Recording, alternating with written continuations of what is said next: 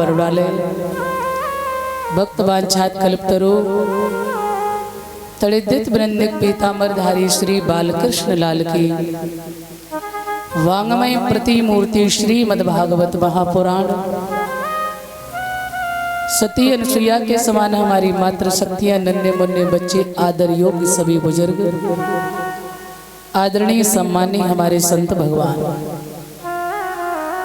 भगवान की असीम कृपा से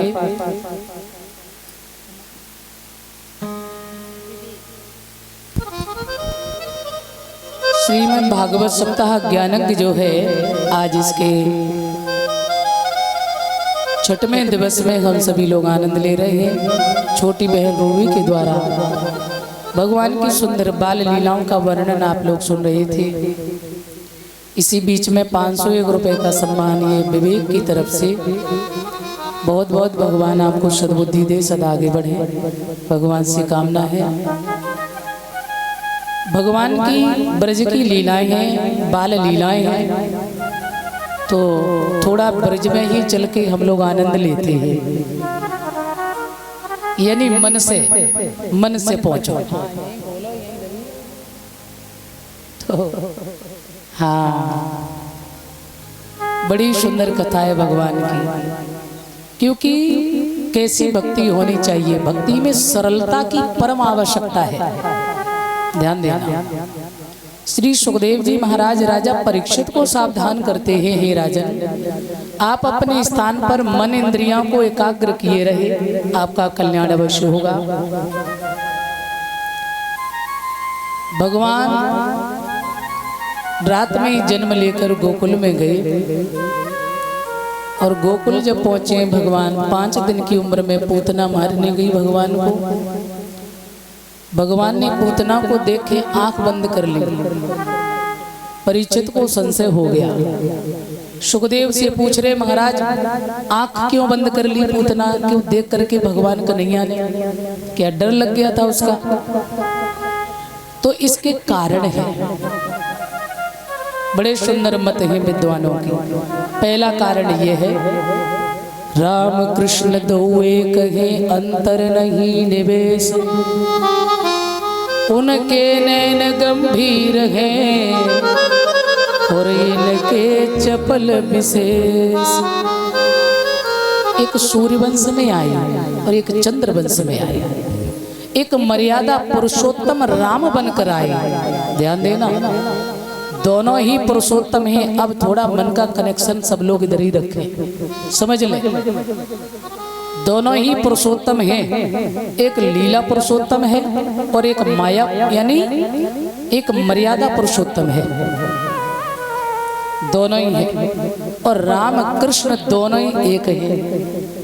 कन्हैया की बंसी हटा दो, राम जी का धनुष हटा दो, कोई अंतर नहीं है। हाँ,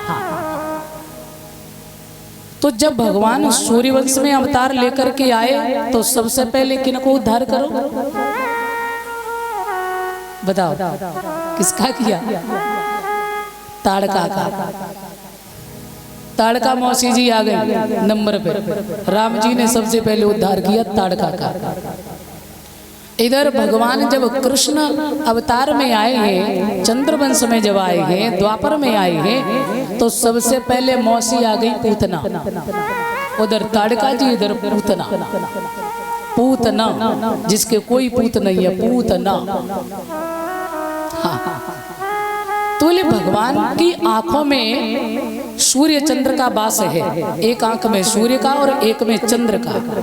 तो सूर्य चंद्र दोनों ने जब देखा कि मेरे प्रभु मेरे गोविंद ब्रज में आए हैं, चारों तरफ बधाइयां पड़ रही, आनंद बरस रहा है, और ये कैसी पापनी है जो मेरे गोविंद को मारने आई है, ऐसी दुष्टनी को हम देखना नहीं चाहते। सो आंख बंद कर ली भगवान ने, पहला कारण।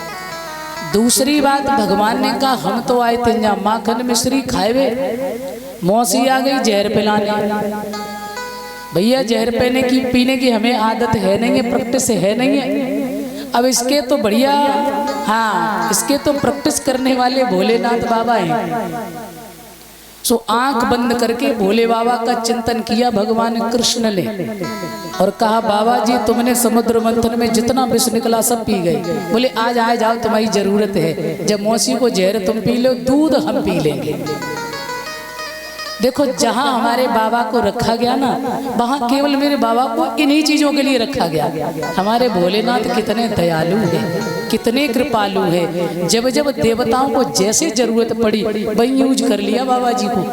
बोले भोले भोले देखो अमृत आया तो देवता कूद पड़े, बोले अमृत हमें पिलाओ और विष बोले जो तुम पी जाओ, है कि नहीं। तो ऐसे हैं भोलेनाथ, विष पी लिया, सबका हित करने वाले हैं, संसार का कल्याण करने वाले हैं। शिव के बिना कभी यज्ञ पूर्ण नहीं होता है, राजा दक्ष का भी यज्ञ पूर्ण नहीं हुआ था, तो आज क्या होगा। इसीलिए ये जो महामंत्र आपको बताया जा रहा है नित्य ओम श्री साईं नर्मदेश्वर महादेवाय नमः, ये उन्हीं प्रभु का है, क्योंकि इनके बिना कुछ होना ही नहीं है।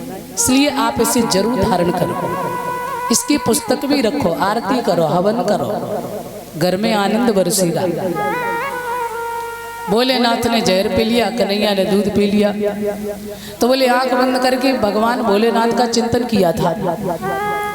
अच्छा, और एक कारण ये भी है कि भगवान कृष्ण के कारण पूतना ने कई बच्चों की हत्या कर दी थी। तो भगवान ने आंख बंद करके ये सोचा कि इनको कौन सी सदगति देनी चाहिए, कौन सी मुक्ति देनी चाहिए। चौथा विद्वान का मत है, यानी भगवान कृष्ण ने सोचा पूतना है तो राक्षसी, मगर आई है मैया बन के। अहो वकीयम स्तनकाल कूटम जिधांसया पाए तप्य साध्वी लेभे गतिंधा तृचताम ततोम्यम कंबा दयालम शरणम ब्रजेम। भागवत जी में बड़ा सुंदर बताया है। अहो वकीयम स्तनकाल कूटम जिधांसया पाए दप्य साध्वी लेभे गतिंधा तृचताम ततोम्यम कंबा दयालम शरणम ब्रजेम। अहो वकीयम, कालकूट नाम का विष लगा करके आई है पूतना। हाँ, कालकूट नाम का विष लगा के स्तनों पर आई। अहो वकीयम स्तन कालकूटम, और कन्हैया को मारने आई है। देखो अब यहाँ आप मन से सुनना और समझना इस कथा का मर्म कितना बड़ा है। तभी तो भगवान को कहते हैं दया के सागर है, कृपालु हैं, भक्त वत्सल हैं। ये भक्त वत्सल नाम क्यों रखा गया भगवान का, कृपालु क्यों कहा गया। अच्छा, हमको कोई गालियां दे रहा, हमारा कोई अपमान कर रहा, या हमें कोई जहर पिलाने आए तो तुम उसको क्या अमृत पिलाओगे। है एक गाली कोई देगा, है इससे क्या कम पड़ते हैं, ला दो चार और दे दे हम। मगर धन्य है परमात्मा, पूतना राक्षसी बनकर आई, मारने के लिए आई। फिर मेरे गोविंद ने क्या सोचा, भले ही राक्षसी है लेकिन स्तनपान कराना एक माँ के सिवा किसी और की औकात नहीं होती है। राक्षसी जरूर है पर मेरी मैया बन के आई है, तो इसे कौन सी गति देनी चाहिए। बोले जो 100 वर्ष के बाद माता यशोदा को मिलनी चाहिए, वो गति 100 वर्ष पहले पूतना को दे दी भगवान ने। इसीलिए कहते कंबा दयालम शरणम ब्रजेम। गोविंद शरणागति को पार करते हैं, भक्त वत्सल हैं सदा। यानी कोई कहते हैं ना कितना भी अपराधी क्यों न हो, मगर एक बार उनकी शरणागति हो जाए, भगवान कहते फिर मैं उसका सब ठीक कर देता हूँ। हाँ, तो मेरे श्रोता बंधु, ये कई कारण थे। भगवान ने पूतना को माँ यशोदा की गति प्रदान की, इसीलिए उन्हें भगवान कहते हैं। और दुनिया का इंसान तो जैसे को तैसे ही बदला देगा, है कि नहीं। इसलिए वो पार ब्रह्म है, परमात्मा है।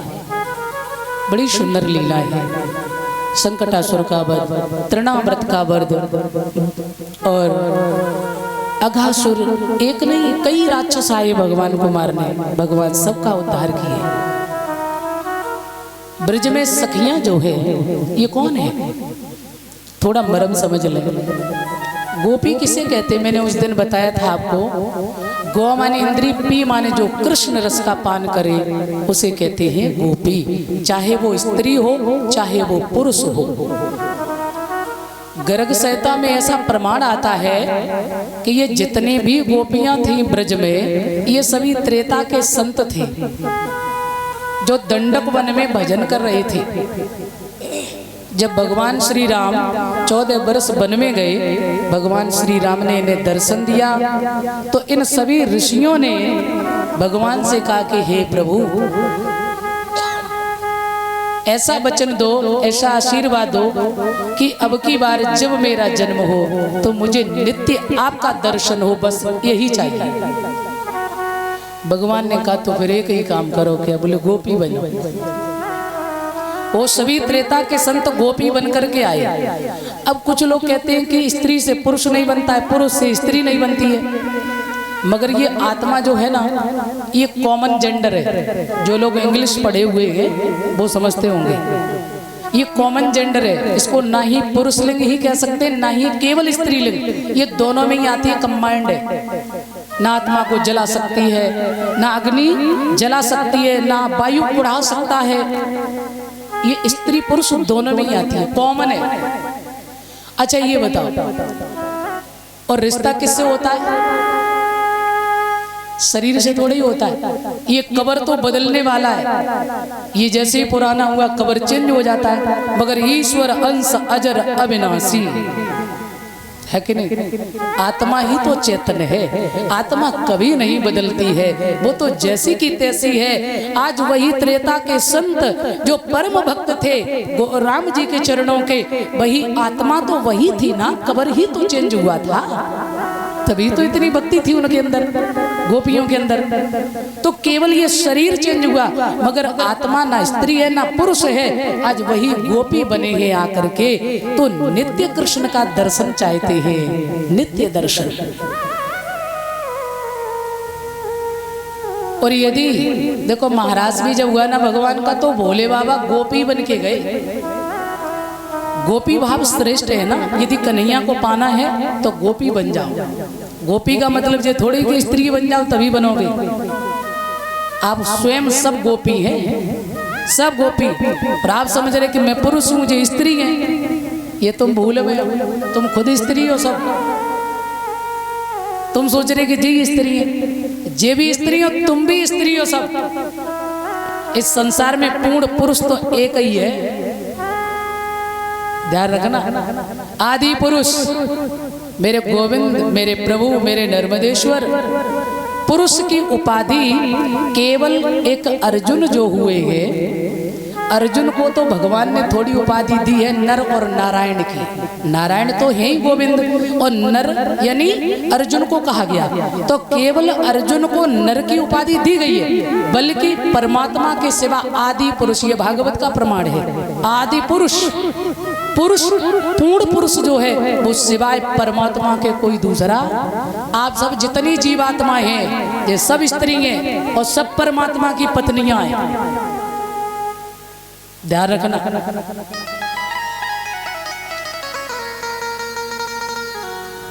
तो